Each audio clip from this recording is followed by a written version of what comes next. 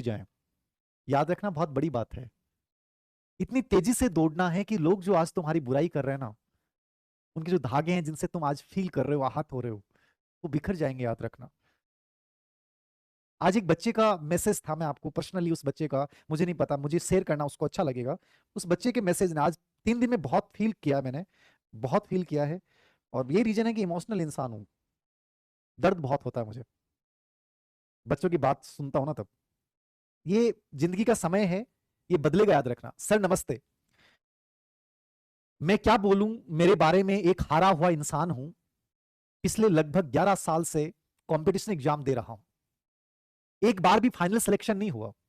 2015 में बीएड करने के बाद 3 बार रीट एग्जाम देने के बाद सिलेक्शन नहीं हुआ। इस बार सर 98 नंबर आए हैं, रीट तो है।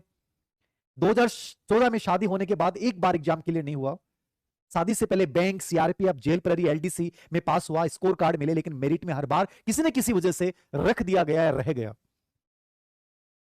6 सालों में कोई एग्जाम पास नहीं कर पाया सर। अभी मेरे 2 बच्चे हैं, स्कूल में पढ़ाता हूं, पत्नी बहुत सहायता करती है सर, सिलाई करके मुझे पढ़ाती है। किस्मत वाला इंसान है जिंदगी में, ये मैं हमेशा इसलिए बोलता हूं। लाइफ में हमेशा सपोर्ट करो किसी को, रिश्तों की बात आए कोई भी आए। पिछले कुछ 3-4 दिन से लड़कियां रो रही हैं रीट के आंसर के आने के बाद, कि घर वालों ने बात करना छोड़ दिया है, कह रहे हैं रीट पास नहीं हुई तो क्या हुआ। मत कमजोर बनाओ इतना अपने आप को। आज धीर सर तुम्हारे साथ खड़े हैं ना, इसका रीजन ये है कि यदि मैं इस तरह कमजोर बन जाता ना 10वीं क्लास में, बाई ग्रेस पास हुआ, सोचिए मर जाता कब का मैं तो, लोगों की बातें और ताने सुनता तो। आज कोई फर्क नहीं पड़ता। मैंने पहली बार मेरी जिंदगी में कंपटीशन के लिए फॉर्म भरा था, आरएस के लिए। और बड़ी दुख की बात बताऊं, मैंने इतनी गजब तैयारी की उस एग्जाम की, और मेरा फॉर्म रिजेक्ट हो गया। और फॉर्म रिजेक्ट होने के बाद मैं किसके पास जाऊं, मैं किसको बोलूं।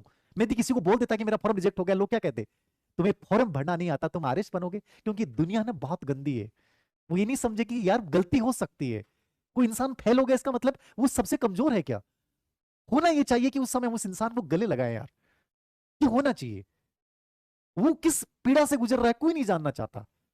हम मुंह बना के और निकल जाते हैं कि यार ये आज रीट में अच्छा नहीं कर पाया है, छोड़ दो इसका साथ। कैसे छोड़ दो साथ, उस समय ज्यादा जिम्मेदारी है घर वालों की, आपके दोस्तों की, अगल बगल के। और मैं हर उस बच्चे को बोलता हूं जो जिंदगी में सक्सेसफुल बना है, याद रखना अपनी जिंदगी में प्रण लेना कि अपने आसपास जो इंसान इतना हार जाए ना ऐसी परिस्थिति में, रीट जैसे एग्जाम में, उस बच्चे को गले लगा के सीरियसली तुम बोलना कि मैं तुझे सपोर्ट करूंगा, तुम बड़ा करोगे। और ऐसा नहीं हो सकता कि वो बड़ा नहीं कर सकता। मेरा जिस दिन रीट आरएस प्री का फॉर्म रिजेक्ट हुआ, मैं किसी को बोलने लायक नहीं था। सबको पता था कि इसने बहुत गजब की तैयारी की और एग्जाम देने जाना है। जिस दिन एग्जाम प्री का हो रहा था ना, मैं अंदर से रो रहा था कि ये क्या कर दिया। और मैं टूट के कहाँ गया पता है, मैं गोविंद देव जी मंदिर, क्योंकि चांदपोल के आसपास रहता था, गोविंद देव जी मंदिर में वहां गया। मैं 3 घंटे आरएस प्री की एग्जाम चलती रही, मैं उस मंदिर के बाहर जो वो लगे हुए पार्क सा बना, वहां बैठ के रोता रहा अकेला।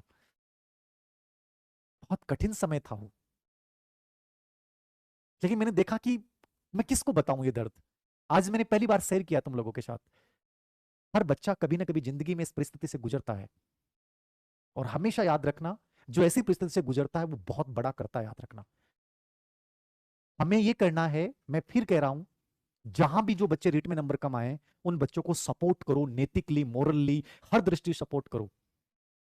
क्योंकि एक बहुत बड़ी संख्या पास होती है और वहां कुछ बच्चे हार जाते हैं ना, उनका साथ सब छोड़ जाते हैं, घर वाले भी साथ छोड़ देते हैं। लाइफ में इंसानियत सबसे बड़ी होती है, याद रखना, सपोर्ट करना सबसे बड़ी तकनीक होती है। तो ये बच्चे का जो मैसेज था ना, बड़ा भाव विभोर, कि मेरी पत्नी सर ही सहायता करती है, माता पिता के सामने तो कुछ नहीं कहते, लेकिन अंदर ही अंदर मुझे दुखी देखकर वो भी दुखी हो जाते हैं।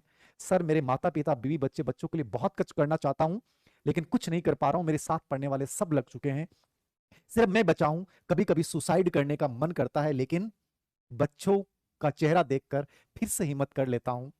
सर कदम रोक लेता हूं, लेकिन सर कब तक, कब तक सर। ऐसा लगता है सब कुछ खत्म हो गया, सर हार रहा